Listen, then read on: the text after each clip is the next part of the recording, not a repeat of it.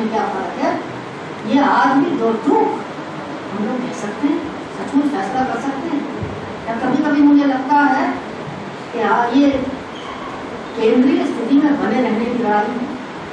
मेरा महत्व इतना बढ़ता ये है, या बेसिक्स पर लड़ाई है, इस बात पर हमें सोचना चाहिए। जब वो कहते हैं कि संगठित होने की शक्ति नहीं है, तो इस बात पर विचार करना चाहिए कि टुकड़े टुकड़े टुकड़े होता जा रहा है, ये मूल बात है या ये कुछ और। इस बात को मैं पहले भी कहती रही हूँ, ये ऐसी बात है जिसको दोहराया जाना चाहिए और देखना चाहिए, बड़ी ध्यान से देखना चाहिए कि उनके मूल्यांकन में बड़ी कठिनाई पेश आई। किया इतिहास में गए, भाषा के सवाल में गए, समाज में, तो एक वर्ग तो समाज शास्त्रियों का, इतिहासकारों का, भाषा विज्ञानियों का हो गया, जो रामविलास शर्मा को घुसपैठिए की तरह देखा, जिसको ये लगता है ठीक से देख पाता, दोनों तरफ से घेर लो। ये सबसे दुखद काम हुआ, और ये दुखद काम अफसोस के साथ मुझे कहना पड़ता है। इसकी शुरुआत कह लीजिए चुटपुट तो बहुत हर समय पूरे जीवन उनके यही होता है, वो खुद करते हैं बहुत चीज़ों पानी पीना बचा देना। तो देखिए, अब इस व्यक्ति को आप दोनों तरफ से घेर लीजिए, आप चाहें तो। इतिहास वाले कहें इसको इतिहास नहीं आता, भाषा विज्ञान वाले कहें इसको भाषा विज्ञान नहीं आता, और ऐसे घेरते हैं। अब इतिहास पर आप बात करें, प्राचीन इतिहास में जाते हैं, रामविलास जी उसके बारे में कुछ स्थापनाएं करते हैं, तो आप किससे घिरवाएं? रामशरण शर्मा से, प्राचीन इतिहास के अथॉरिटी, अधिकारी विद्वान माने जाते हैं।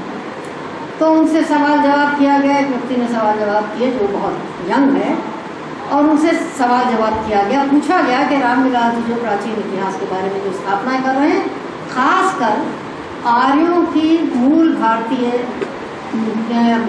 निवासी होने की जो उनकी स्थापना, कि आर्य बाहर से नहीं आए थे, भारत के मूल निवासी, इसके बारे में आपका क्या कहना है? तो ये बड़ा इतिहासकार है, बड़ा आदमी है, ऐसे नहीं कहता कोई बात। रामशरण शर्मा जी मेरे पड़ोसी रहे बरसों, और बहुत आना जाना था उनका मेरे घर में, अक्सर ये इस तरह की चर्चाएं आती थी।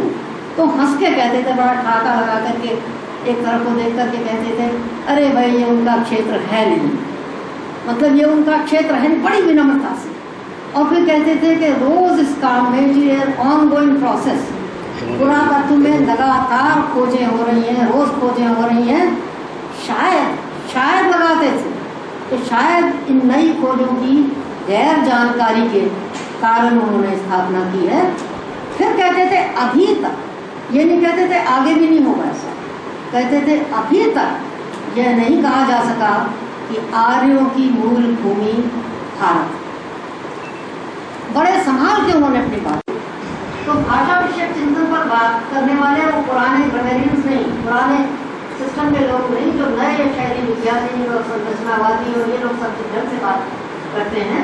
तो उन्होंने कहा कि भाषा चिंतन होगा, देखिए हमारे काम का तो है नहीं।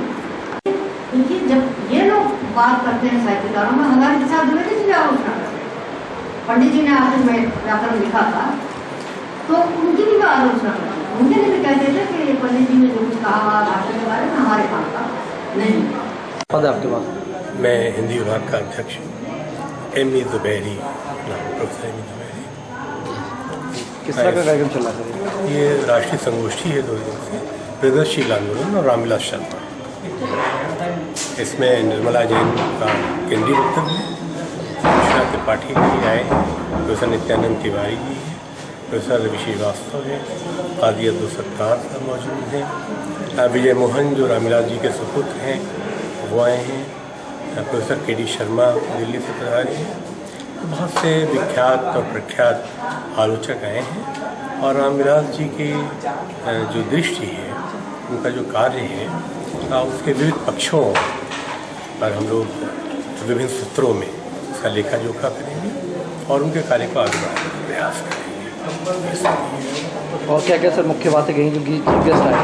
अरे यार बंद रखने अभी तो चल रहा है, अभी तो शुरुआत हुई है, अब देखते हैं क्या कहते हैं। उद्देश्य क्या है सर आपको इस तरह का कार्यक्रम कराने का? हाँ, इस कार्यक्रम का उद्देश्य हमारा ये है कि हम रामविलास जी को सही परिप्रेक्ष्य में समझ सकें, और जो उनका कार्य है उस कार्य को आगे बढ़ा सकें, और आलोचना जो हकी आलोचना है उसको वास्तविक उसके लक्ष्य को और वास्तविक स्थिति में उसको पहचान सकें।